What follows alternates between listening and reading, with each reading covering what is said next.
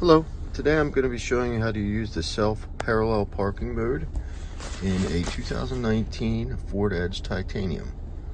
As you see here, there's a button in the center.